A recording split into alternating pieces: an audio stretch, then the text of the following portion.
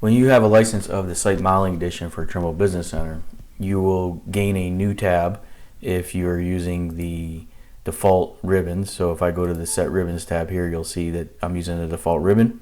And with that default ribbon, it will show me only my license command. So I gain not only what I had previously, if I was coming from an earlier or a kind of a lower release, such as maybe Site Survey Intermediate or Survey Advanced.